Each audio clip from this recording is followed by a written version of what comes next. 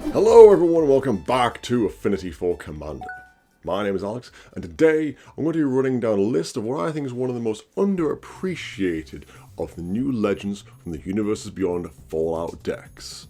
None other than the man himself, 3Dog Galaxy News DJ. But before we begin, as always, if you like any of the cards I'm going to be talking about here, then be sure to use any of our lovely affiliate links to make your purchases through. It doesn't cost you anything extra, but really helps the channel out quite a lot. And as always, all prices you see here in this video are supplied by the fabulous cardmarket.com. And you can also find the full deck list over on the lavish TCGHome. Plus, as an added bonus, since it is the apocalypse and bottle caps are hard to come by, this deck is coming in at a lovely low budget of less than €80. Now, with all that out of the way, let's get to it. 3Dog Galaxy DJ is a 1/5 legendary human bard for 1 generic, 1 red, and 1 white mana. He reads, whenever you attack, you may pay 2 generic and sacrifice an aura attached to 3Dog Galaxy News DJ. When you sacrifice an aura this way for each other attacking creature you control, create a token that's a copy of that aura attached to that creature. Now at first glance you might dismiss 3Dog as for very good reasons. 1, it's auras, boo. 2, it's Boros, double boo, and it's low power. When in fact the 3 major themes of the deck are still auras, but with tokens and constellation effects. So first let's take a look at the auras that work incredibly well with our Disc Jockey commander. Dragon Mantle, Angelic Gift, and Chosen by Healer each draws a card when they enter the battlefield, which at the very least acts as a pseudo-cycling effect for just 1 or 2 mana. However, these cards really shine when we sacrifice them to 3Dog's ability. This creates us token copies of them on each of our attacking creatures. This will result in us drawing a card for each attacking creature that we control, which is certain to rival any blue draw spell in terms of value for mana spent. We'll also be running Rune of Speed and Rune of Sustenance, which both have identical card draw effects with some added bonuses.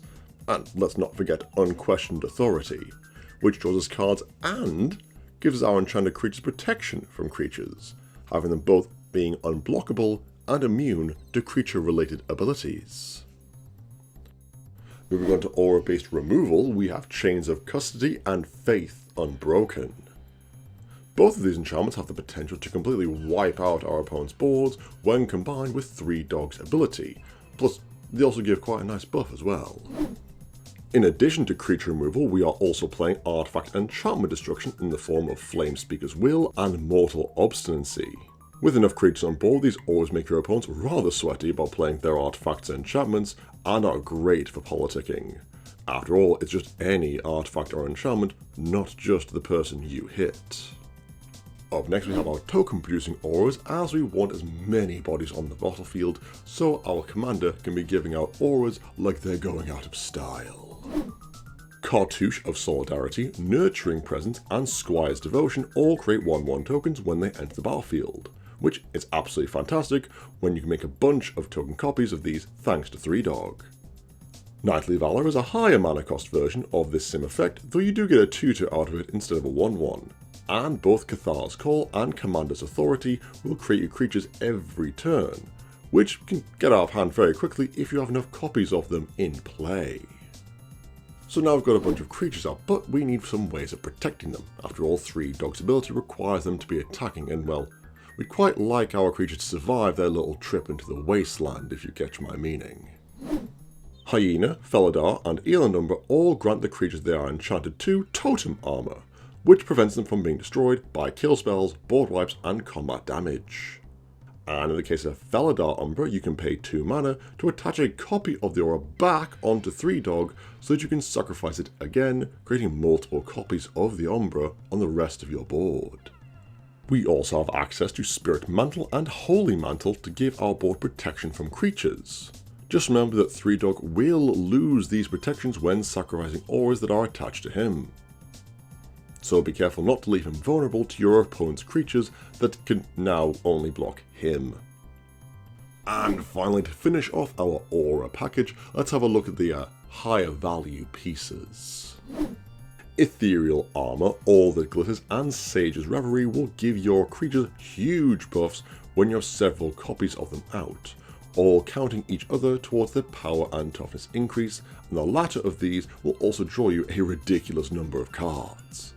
Value. Ordeal of Heliod gives your creatures a +1/+1 counter every turn they are enchantted by it, and can be sacrificed to gain a ton of life. Oh, and the Ordeal doesn't care about how they become sacrificed, so putting these enchantments in the graveyard with 3 Dog's ability will gain you 10 life right away. Great synergy. And finally we come to my favourite 3 auras of the list. Etali's Favour, Unquenchable Fury, and Songbird's Blessing. The Favour and Blessing both allow you to cheat cards from your library into play for free, either on ETB or attack, which are already pretty decent effects even without 3-Dog. But when you get to trigger these abilities multiple times, things can get really crazy. I really can't describe how much value you'll be able to get off these cards. It's something you'll just have to see in action for yourself. And as for Unquenchable Fury, well, your opponents have one of 2 choices. Either they ditch as many cards as they can from their hand, leaving them with fewer options in future turns, or they're going to be taking a lot of damage. And the fact that this thing returns itself to your hand when it is put into the graveyard, no less, and you just re-enchant 3-Dog with it the turn after, meaning that your creatures will have multiple copies of it attached to them for even more damage. It is quite frankly such a busted card in this deck. So, now that we're finished up with the auras, let's take a look at the actual non-token creatures that they will be enchanting. Core Spirit Dancer, OVS. Shram, Senior Edificer, and Mesa Enchantress all draws cards when we cast our auras, and Violet, Soul of Steel, draws us cards equal to the number of auras attached to him whenever he attacks. Meanwhile, Heliod's Pilgrim lets us search our library for whatever aura we require in any given situation, and does the sorcery part of Kellen Fey-Blooded. We can then cast Kellen afterwards and start buffing the rest of our creatures whenever he gets an aura attached to him. Next up we have yet more token producers with Ajani's Chosen and Archon of Sun's Grace, which both create 2/2s whenever an enchantment enters the battlefield. And in this deck's case, that will hopefully be multiple times a turn. And as if that wasn't enough, we have Knight of Doves making us birds whenever 3-Dogs sacrifice an aura, or one of our enchanted creatures leaves the battlefield. And Monastery Mentor, who conjures up a monk with prowess whenever we cast a non-creature spell. And to finish off our token producers, we have Valduk, Keeper of the Flame, and Mirror Star Master, both of which have the potential to create a heck load of tokens, which we can then stick copies of auras onto, provided we arrange the stack to resolve in the correct way. Now, we are going to be sacrificing a lot of auras in this deck, so it only makes sense for us to have some enchantment recursion. Auramancer, Monk, Idealist, and Ironclad Slayer all rescue our best auras from the graveyard, ready to be used again by our DJ for double the value. And Nomad Mythbreaker, Storm Herald, and Suntan can pop enchantments straight onto 3-Dog, saving us even having to cast them. I'd recommend only picking one aura with the Herald though, and sacrificing it to your commander that turn to save your enchantments from, being exiled. Oh, but wait, there is more. Tiana, Ship's Caretaker, has the potential to return every aura that you sacrifice to 3-Dog to your hand, letting you use the same one over and over and over again.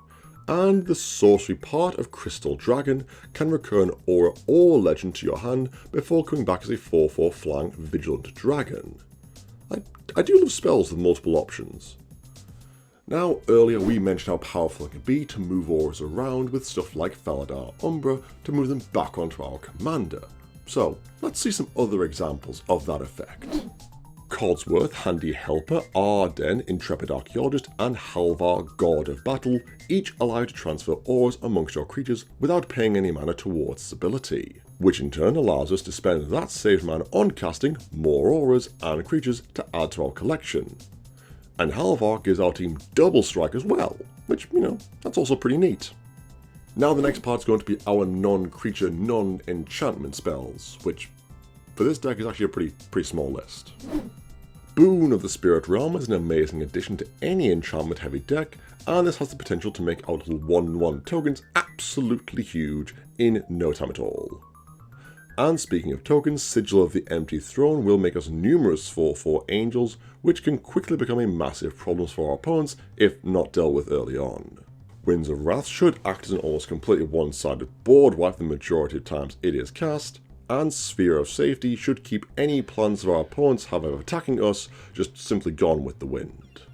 And just popping back to removal for a second, we're also running Swords to Plowshares, Path to Exile, Generous Gift, and Stroke of Midnight. Because, there are some things that Auras alone just cannot deal with. Up next we have some enchantment tutors in the form of Open the Armory, Idyllic Tutor, and 3 Dreams. At the end of the day, we are playing a very aggressive deck, and the faster we can play our best auras, the better our chances of victory will be. And last but not least, we have our recursion spells, Retether, Savine's Reclamation, and Unfinished Business. The latter of which works really well after a player is board wiped or destroyed our DJ with targeted removal. And finally we come to the land base, and we're keeping it relatively simple for a Boros enchantment deck.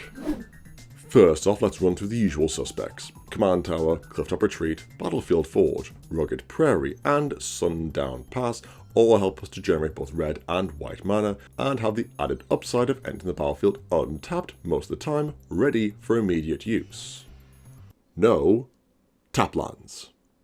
Axeguard Armory allows us to search our library for an aura of our choice, and Hall of Heal's Generosity lets us return enchantments from our graveyard to the top of our library, ready to be drawn and cast again.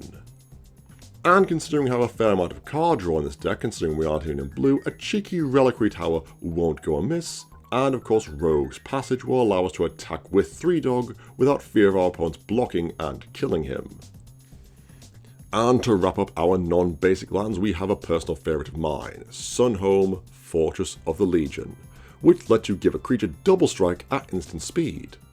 Fun fact, this doesn't have to be a creature you control, so you can have a lot of fun doubling the damage your opponents deal to each other with this card. And lastly, we'll be running 16 plains and 8 mountains to bring our land count to a tidy 34. We don't have too many high-costed spells, but we will need to pay 2 to our commander's ability in addition to casting spells, so we don't want to find ourselves short on mana.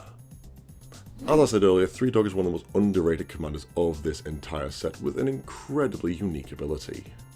It's essentially like Zarda, but for auras. Being able to buff your board with copies that can then be moved over back to him and then redone again is just a massive amount of value. And considering you're all new ETBs from the enchantments, so you actually negate one of Boros' biggest issues, card draw, is just absolutely fantastic. I just cannot wait to see someone swing out with 3-Dog and a bunch of tokens, buff up the entire board with one enchantment, and draw a new hand from it. It's just going to be so pinnacle Boros. Angry and making it hurt. And that will be the end of the video for today, guys. I hope you enjoyed it. What was your favourite commander to come out of the Fallout set? Let us know in the comments below. We read every single one of them. And make sure to go to TCGHome and check out the deck using the tag function to see the various sections of the deck, the auras, the removal, and the synergies as well.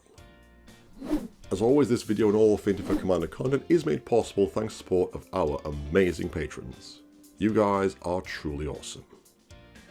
If you too would like to become a patron of the channel and help support Marta and I and receive exclusive EDH related rewards, then be sure to check out our link in the description box.